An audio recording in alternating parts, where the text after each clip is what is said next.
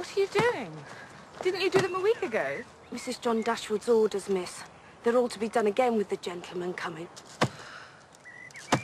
Those carpets are clean. Go and see to your work. Thank you, Miss Eleanor.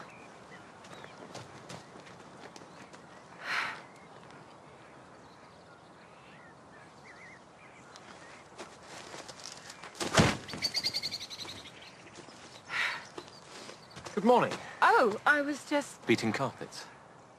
Yes. Edward Ferrars, how do you do?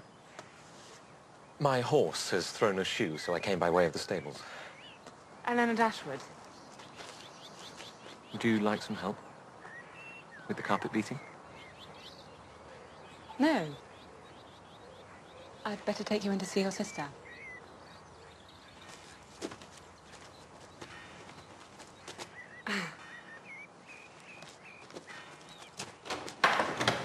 Edward! State of you. Where are your things? They're sending them on from the inn. I felt like a ride, so I borrowed a horse.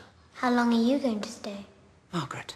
I am entirely dependent on Mrs. Dashwood, of course. I wouldn't want to overstay my welcome.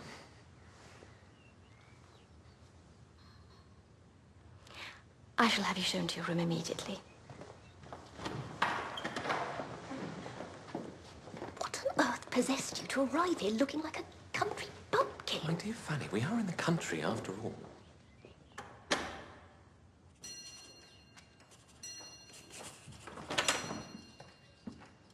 I think the first thing to do is rip out all this dingy old panelling, so dark and dusty, I'm sure you will agree, and all these old books. How could a gentleman bear to sit in a gloomy old den like this? Oh, Eleanor. Well, do not let us disturb you. Here, will you take this? Fanny, Yes, Edward? let me explain.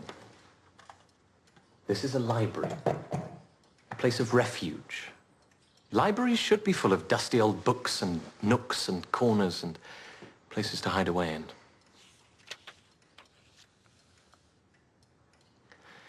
Do you know, Fanny, I do believe this library is quite perfect just as it is. Edward, you know you only say these things to annoy me.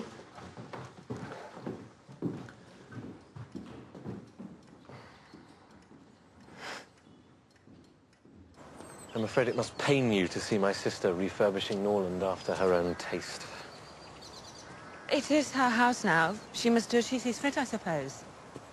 She's doing her level best to refurbish me, too.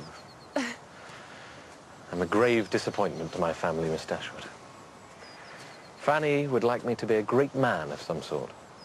Important. Talked about. Riding around in a barouche. And you don't see yourself in a barouche? A pony and trap would do me very well. I want to go into the church, you see. Quiet country parish. But that's not smart enough for my family. I think we all have to find our own ways to be happy. So do I. And I think I prefer your notion of happiness. Do you?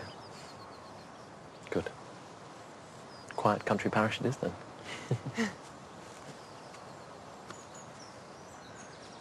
This must be a very hard time for you. Your father's death. My own father died when I was 17. I was like a boat that had lost its anchor.